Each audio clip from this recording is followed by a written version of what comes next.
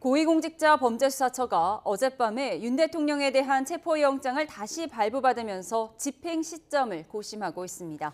공수처장은 2차 집행이 마지막이라는 각오라고 밝혔는데 언제쯤 윤 대통령에 대한 체포 시도에 나설지 관심이 쏠립니다.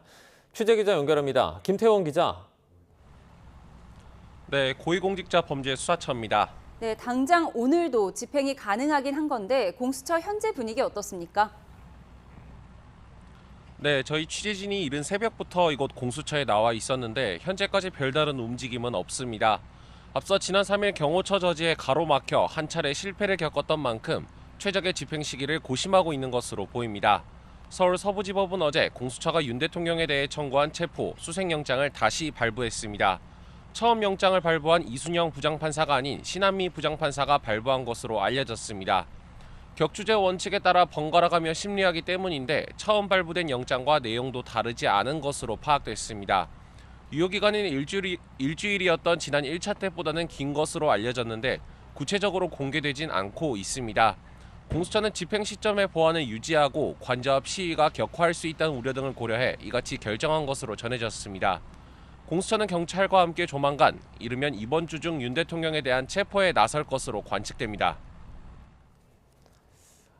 1차 집행 당시에는 5시간여 만에 철수를 했는데 오동훈 공수처장이 이번에는 다를 거라며 강경 대응을 예고했어요.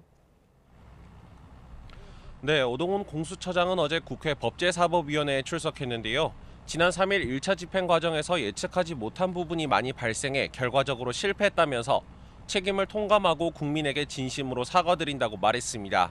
그러면서 이번이 마지막이라는 비상한 각오로 철두철미하게 영장 집행을 준비하겠다고 강조했습니다. 2차 집행에선 총력전을 펼쳐서 윤 대통령의 신병을 반드시 확보하겠다는 것으로 해석되는데요.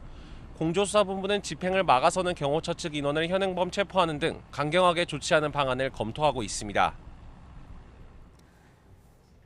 네, 그런데 오동훈 공수처장이요. 윤 대통령이 실제 관저에 머물고 있는지에 대해서는 보고받지 못했다. 이렇게 밝혔는데 어떤 의미죠?